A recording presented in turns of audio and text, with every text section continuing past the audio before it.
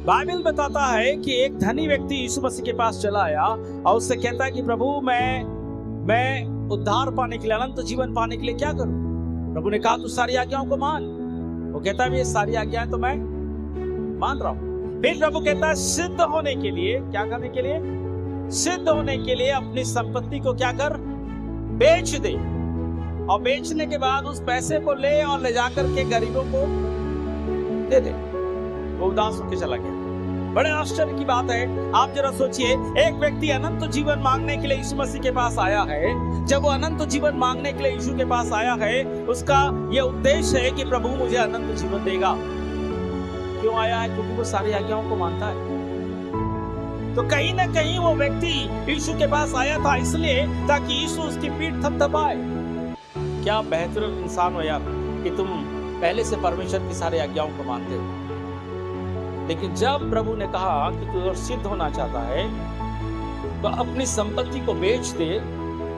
देखिए, अगर उससे कहता कि भाई 10% दे दे या आधा दे दे या कुछ दे दे तो उसके लिए बड़ा आसान होता। लेकिन इस मसीह ने सीधा कहा सब बेच दे, सब बेच और सब कंगालों को दे दे। तो एक व्यक्ति अपना सब कुछ बेचकर कंगालों को दे देगा तो वो खुद क्या हो जाएगा? वो खुद कंगाल हो जाएगा।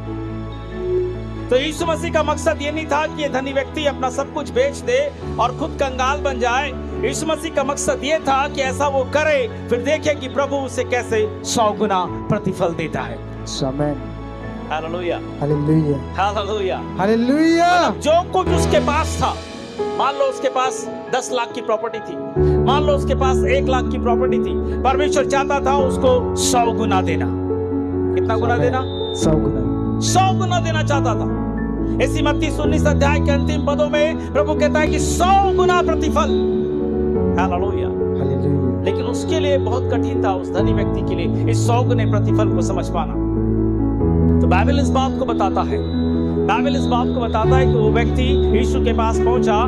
जब वो व्यक्ति यीशु के पास पहुंचा, अनंत जीवन मांगने के लिए पहुंचा, लेकिन प्रभु ने उसे दान देने के लिए कहा। क्या देने के लिए कहा? दान देने के लिए कहा। बड़े आश्चर्य की बात, ये एक व्यक्ति अनंत जीवन मांग रहा है और आप उसे कह रहे हैं कि अपनी संपत्ति बेच दो और गरीबों को दान कर दो। वो उदास होकर चला गया, क्योंकि उसकी समझ में ये बात नहीं आ रहा था कि अनंत जीवन के साथ पैसे का क्या रिश्ता। लेकिन ये घटना बताता है कि हमारे पैसों का रिश्ता हमारे अनंत जीवन के साथ है। हालेलुया।